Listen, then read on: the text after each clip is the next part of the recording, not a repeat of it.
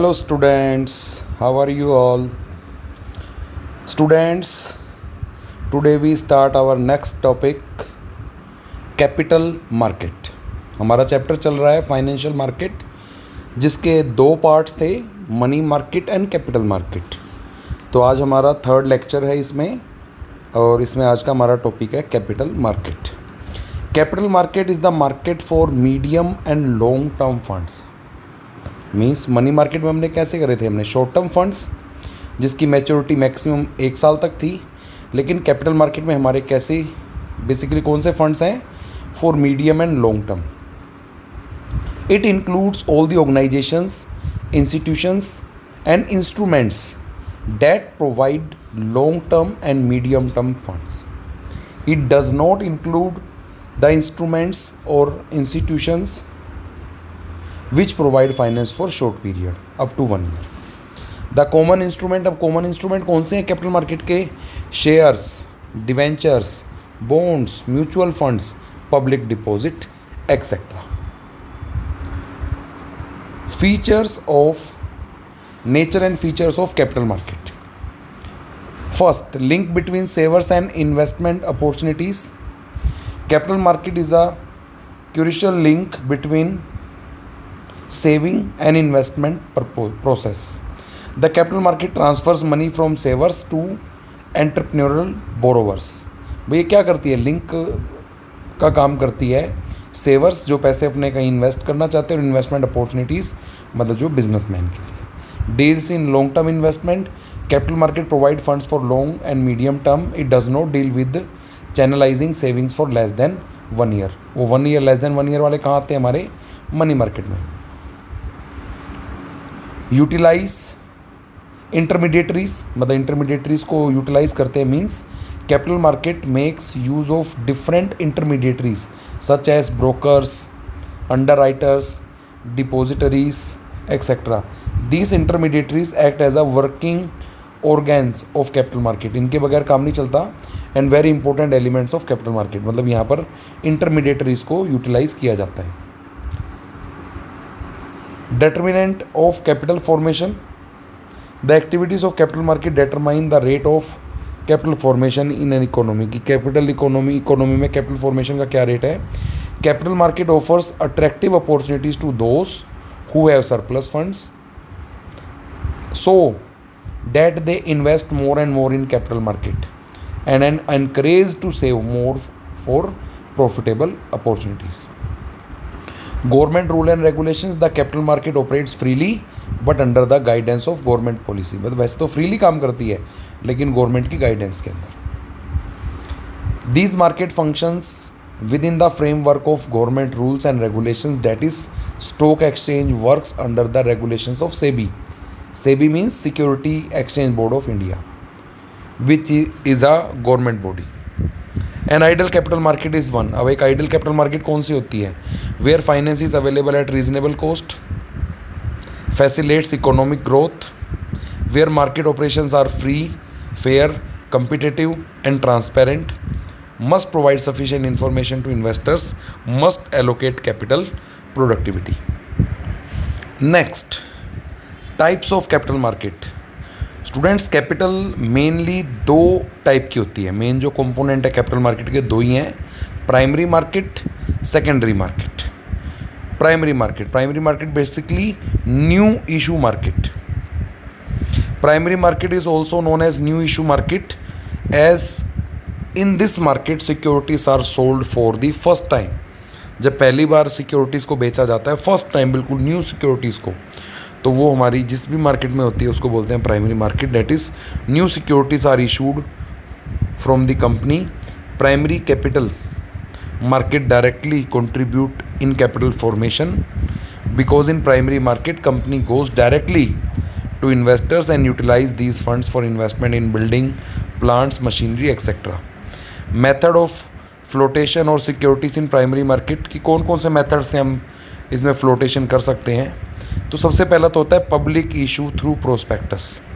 Company ने अपना prospectus issue कर दिया, जैसा कि आप पढ़ रहे हैं अकाउंटेंसी में भी इशू ऑफ शेयर का चैप्टर। तो under this method company issues a prospectus to inform and attract general public In prospectus, company provide detail about the purpose for which funds are be raised, past financial performance of company, background, and future prospectus of company. The information of prospectus help the public to know about the risk and earning potential of company, and accordingly they decide whether to invest or not and the company. तो basically इसमें यही होता है, prospectus issue करके general public को वो attract करते हैं कि वो उनकी कंपनी में पैसे को लगाएं. Some time company involve intermediary such as bankers brokers and underwriters to raise capital from general public. कई बार हमारे कंपनी के बिहाफ पर जो इंटरमीडिएटरीज होते हैं वो भी इस काम को कर सकते हैं. Second, offer for sale. Under this method new securities are offer to general public but not directly by the company. वे डायरेक्टली नहीं कर रही company, but by an intermediary who buys whole lot of security from the company. Generally intermediaries are the forms of brokers. मतलब क्या किया, अब ये जो कंपनी नहीं है, कंपनी से पूरा का पूरा लॉट किसी इंटरमीडिएटरी किसी ब्रोकर्स एक फर्म ने खरीद लिया और वो so sale of securities take place in 2 step. अब 2 स्टेप आगे. First, when the company issue securities to the intermediary at face value, and second when intermediaries issue securities to general public at higher price to earn profit. वो ज़्यादा price में उसको public को issue करते हैं. Under this method company saved from the formalities and complexities of issuing security directly to public. अब इसमें सारी की सारी हेडेक किसकी हो जाती है, इंटरमीडिएटरीज की. Third, private placement. Under this method the securities are sold by the company to an intermediary at a fix price, and in second step intermediary sell the security not to general public. मतलब ये general public को नहीं होता, किसी particular selected clients हैं उन्हें higher price पर बेचा जाता है.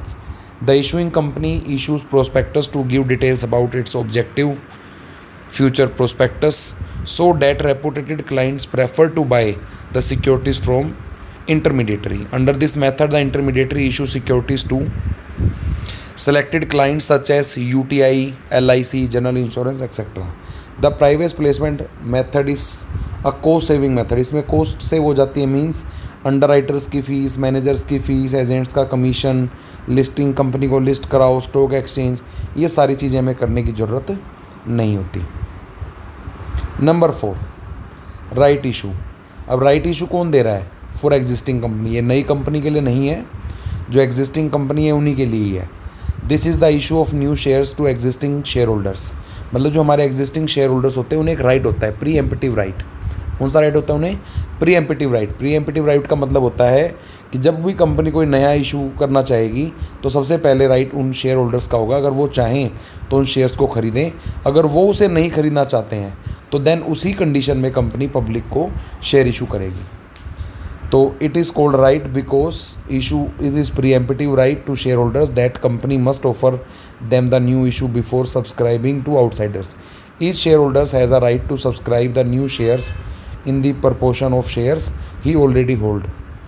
A right issue is mandatory for Companies Act 2000, Companies Act 1956. The stock exchange does not allow the existing companies to go for new issue without giving preemptive rights to existing shareholder, because if new issue is directly issued to new subscribers, then the existing equity shareholder may lose their shares in capital and control of company.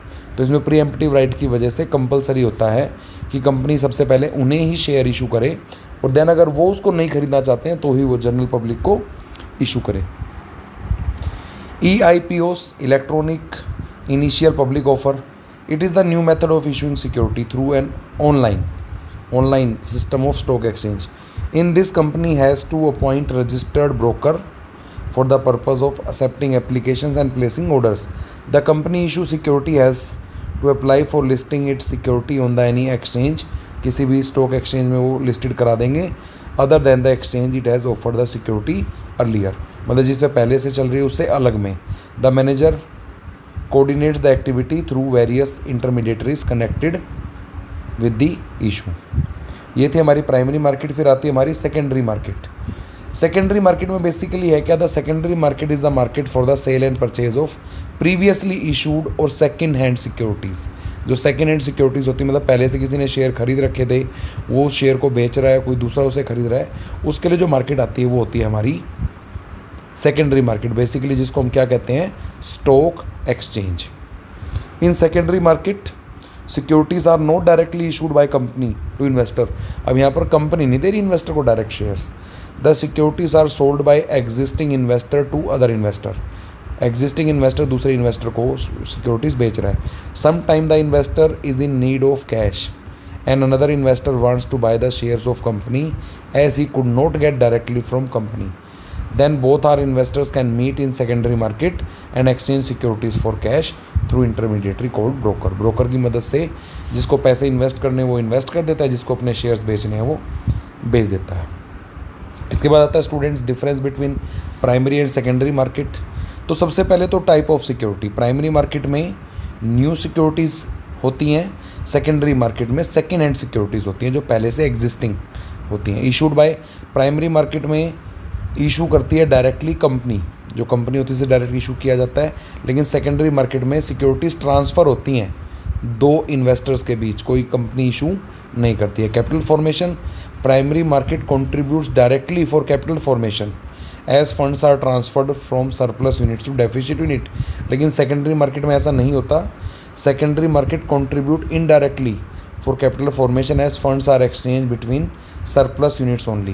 भाई दोनों surplus units में एक share holder ने share बेच दिए, दूसरे share holder ने share खरीद लिए, इससे कंपनी के पास कोई भी पैसा नहीं पहुंचा।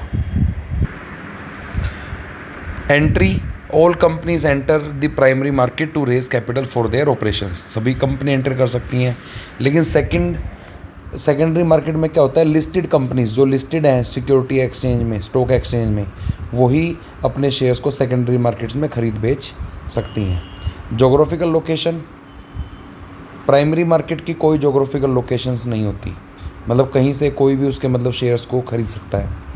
और there is a fix geographical area and working hours. जो स्टॉक एक्सचेंज होती है उनका टाइम भी होता है, उनकी जगह भी फिक्स होती है। Price of securities are fixed by the management of company, लेकिन यहाँ पर price are fixed by the demand and supply factors of stock exchange market. इसके बाद आता है students difference between capital market and money market, क्योंकि जो हमारी फाइनेंशियल मार्केट थी वो दो पार्ट्स में डिवाइड थी, capital market and money market. Participants, capital market में the participants in capital market are financial institutions, banks, public and private companies, foreign investors and ordinary retail investors from public. और money market में the participants of money market are financial institutions, bank, public and private companies, but foreign and ordinary retail investors do not participate in money market। मतलब foreign और retail investors को छोड़कर दोनों market में होते हैं। Duration, the capital market deals in medium and long term securities, but money market deal with short term securities having maximum tenure of 1 year, जिसका 1 साल तक का टाइम होता है। इंस्ट्रूमेंट्स, कैपिटल मार्केट में जो मेनली इंस्ट्रूमेंट्स होते हैं वो होते हैं equity shares, debentures, preference shares, bonds and other innovative securities. और common instrument of money market is treasury bill, trade bill, CD, CP, certificate of deposit, commercial paper etcetera. Investment outlay, the investment in capital market does not require huge financial investment. तो हम small में भी मतलब 10 रुपये या 100 रुपये के हिसाब से भी उसमें इन्वेस्ट कर सकते हैं, लेकिन मनी मार्केट में जो अमाउंट होता है वो ज़्यादा होता है, means need huge financial investment are is required. Liquidity, capital market securities are considered liquid because of stock exchange, but compare to money market instrument these are less liquid. Less liquidity मतलब जो cash में convert कितने हो सकता है। तो capital market में वैसे स्टॉक एक्सचेंज है, हो जाते हैं पैसे कैश में कन्वर्ट, लेकिन उतने फास्ट नहीं जितने फास्ट मनी मार्केट में होता है। मनी मार्केट तो एक तरह से मान के चलो नेक्स्ट टू कैश ही होती है। जो भी सिक्योरिटीज़ मनी मार्केट में हैं they are next to cash, वो कैश के बराबर ही होती हैं। Safety, the instrument of capital market are riskier in respect of return as well as respect to principal repay as issuing company may fail. तो यहाँ पर रिस्क ज़्यादा है। The instrument of money market are safe and less risky due to short duration and soundness of issuers। Expected return, the expected return is higher in capital market, capital market में returns higher होती हैं और money market में returns जो होती हैं short period है तो वो लेस होती हैं। Type of capital, companies approach capital market for fix capital requirement और company approach money market for working capital requirement. तो ये थे स्टूडेंट्स हमारे जो कैपिटल मार्केट और मनी मार्केट दोनों को हमारे दोनों कंप्लीट हो चुके, दोनों के बीच डिफरेंस। अब हमारा इस चैप्टर में एक ही टॉपिक बच गया, स्टॉक एक्सचेंज, जो कि हम नेक्स्ट लेक्चर में कंप्लीट करेंगे। Thank you, have a nice day.